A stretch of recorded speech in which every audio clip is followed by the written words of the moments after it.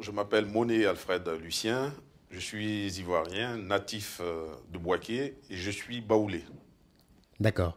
Alors, au regard de la situation qui sévit aujourd'hui en Côte d'Ivoire concernant la crise, quel est votre point de vue là-dessus? Alors, sur la crise ivoirienne, c'est vraiment injuste de la part du monde entier de vouloir nous faire la guerre, de vouloir asphyxier notre pays économiquement. Ça va plus loin. Je voudrais que le monde entier ouvre les yeux. Une fois de plus, on parle de communauté internationale, mais que cette même communauté internationale qui fait la guerre à la Côte d'Ivoire veuille bien ouvrir les yeux sur la situation et qu'elle se ressaisisse. Parce que sous nos yeux, il y a véritablement une injustice et malheureusement, nous allons vers un génocide pratiquement, avec toutes ces mesures, on va dire, injustes à l'égard de la Côte d'Ivoire. Je suis Afri-Edi, ivoirien vivant en France, natif de Gagnoa, donc BT, c'est une ethnie de Côte d'Ivoire. Donc BT alors? Oui, je suis BT. D'accord.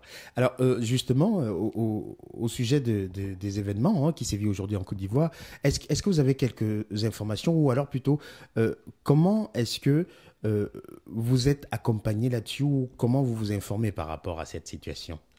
Aujourd'hui, notre possibilité d'information qu'on a, c'est par le téléphone, appeler nos parents pour savoir ce qui se passe. Dommage, plus on avance dans la crise, plus cette possibilité, elle devient fragile. C'est-à-dire? C'est-à-dire que j'ai juste essayé aujourd'hui, depuis une semaine, d'envoyer des SMS. C'est plus possible, au jour d'aujourd'hui. Au jour d'aujourd'hui, il n'est plus possible d'envoyer des SMS en Côte d'Ivoire? SMS en Côte d'Ivoire. Chez un opérateur précis ou bien chez tous les opérateurs? Chez tous les opérateurs. D'accord. Je dis pour quelqu'un qui n'a pas d'unité dans son téléphone, qui veut envoyer un message ou bien prendre des nouvelles de sa famille et tout ça, impossible. Vice-versa. De Paris à Abidjan, d'Abidjan à Paris. Et c'est signe pour vous d'une situation qui s'envenime? Calamiteuse. D'accord. Je m'appelle Emeyaro Toussaint, je suis natif d'Abidjan. Mes parents sont originaires de Gagnoa, c'est-à-dire centre-ouest de la Côte d'Ivoire. D'accord. Ils sont BT en fait. Vous êtes BT? Oui. D'accord. Mais par mes parents. Vous êtes BT par vos parents? Par mes parents. Alors, qu'est-ce que ça veut dire vous êtes BT par vos parents? Être BT par mes parents, cela veut dire que en fait, je suis né à Abidjan, donc quelque part, je me sens abidjanais. Donc, Abidjan, c'est quand même la capitale des Ébriers. Donc, à partir de là, je me dis, le fait d'être né à Abidjan, je me considère abidjanais. Voilà. Ben, je m'appelle Traoré Issa, Traoré par ma mère et Koulibaly par mon père. En Côte d'Ivoire, on dira, comme on le dit couramment, on dira que je suis Djoula. Mais Djoula, ça veut dire simplement que Djoula, c'est une langue commerciale en fait en Côte d'Ivoire. Et moi, je dis je suis Sénoufo. D'accord. En particulier, africain en général. Et quel est votre point de vue sur la situation qui prévaut aujourd'hui en Côte d'Ivoire? Ben, avant de répondre à votre question, j'aimerais simplement apporter une précision. De dire que effectivement, je suis Djoula et j'aimerais pas qu'on fait le mélange des gens. Et moi, des politiques qui sont arrivés au jour d'aujourd'hui en Côte d'Ivoire en associant l'ethnie et la religion à un parti, je pense que c'est un faux débat. Aujourd'hui, faire de la politique ne veut pas dire que un groupe, une classe politique appartient à une ethnie. Et là, c'est ce débat qui est en train de se faire en Côte d'Ivoire et c'est mauvais. Parce qu'on associe tous ceux qui sont musulmans au RDR. Et c'est un faux débat. J'aimerais qu'on s'en éloigne, franchement qu'on s'en éloigne. Parce que c'est ce qui fait qu'il y a de la suspicion au jour d'aujourd'hui en Côte d'Ivoire. On s'épie chacun. On se regarde en chaîne de faïence, on se dit, ben, il y a une chasse aux sorciers en fait. D'accord. Et ça se traduit par quoi, ce genre de suspicion? Ben, ça se traduit par des délations inutiles. Parce que celui-ci s'appelle Koulibaly, eh ben on va le dénoncer. On va lui dire, tiens, vous avez une personne de RDR par ici. Malheureusement, les gens n'ont pas assez d'écran pour faire face à cette mauvaise foi qui les habite. Pour repousser la mauvaise foi en eux qui les habite. C'est grave. D'accord. Parce que Vous savez, quand il y a un litige, il faut juste chercher la vérité. Et la vérité, elle est là. La vérité, il faut la chercher en quoi faisant? Venir s'imprégner des nouvelles d'abord, avant de prendre toute décision, avant de prendre parti. Mais on a vu tout le monde entier jouer le match avant l'heure du match. Vous voyez? Et c'est ce que Gbagbo dit toujours.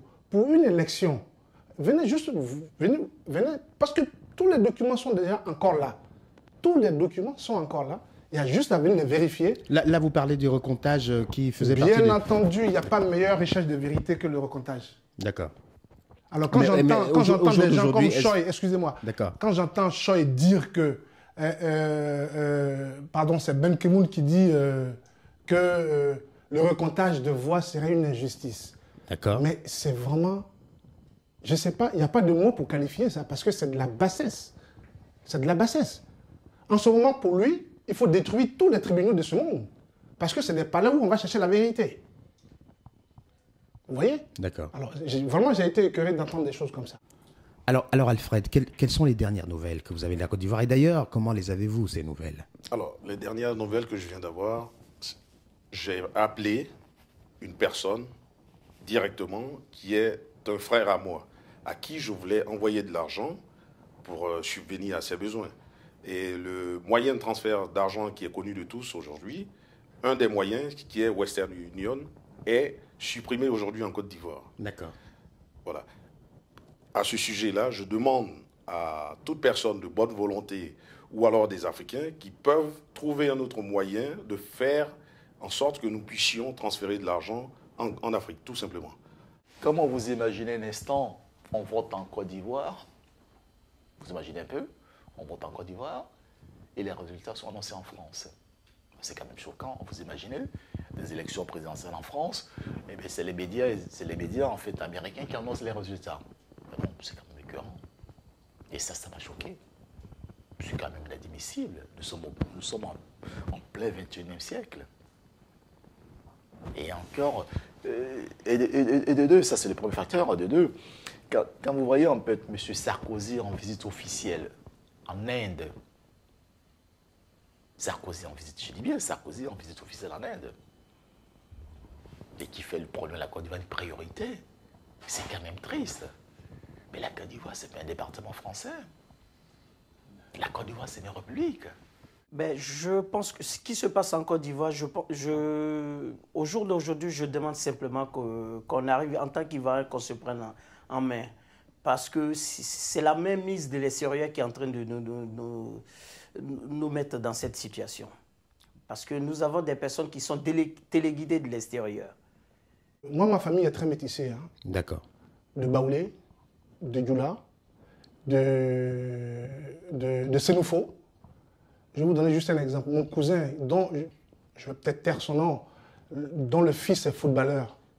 Mon cousin Germain, dont le fils est footballeur professionnel, qui a fait quelques apparitions dans l'équipe de France. Sa femme, elle est Djoula. Donc il n'y a pas de guerre ethnique chez nous. Je peux vous en citer plein comme ça. Il faudrait que M. Ouattara accepte la main tendue par le président Gbagbo et que tous les deux s'asseyent pour le devenir, pour le bien-être de tous les Ivoiriens. Et que tous les intérêts, on va dire, personnels, tout ce qui est de l'ego des uns et des autres, soit mis de côté pour l'intérêt de la Côte d'Ivoire et partant pour l'intérêt de l'Afrique. À cette jeunesse-là, qui a compris que elle vit son destin, comme le président l'a dit. Tout un chacun, à quelque niveau qu'il soit, vit son destin. Cette jeunesse vit son destin. Elle a compris qu'elle doit lutter pour son avenir et pour l'avenir de tout le monde, et de toutes les générations qui vont venir. Donc à cette jeunesse-là, je vais demander, comme certains l'ont demandé, de rester mobilisés. Parce que quand on est dans la vérité, on n'a peur de rien. On l'aime ou on ne l'aime pas. Je vais parler du président Gbagbo. On l'aime ou on ne l'aime pas, mais voilà quelqu'un qui a amené aujourd'hui chaque Ivoirien à être fier d'être Ivoirien. Et ça, c'est énorme. Quand les Américains, vous avez une naissance quelque part dans une maternité américaine, ils sont fiers de mettre un drapeau américain au chevet de l'enfant pour être un patriote. L'enfant, il se réveille, il a la fibre patriotique. Mais pourquoi est-ce que quand ça se passe en Côte d'Ivoire, on ne l'accepte pas?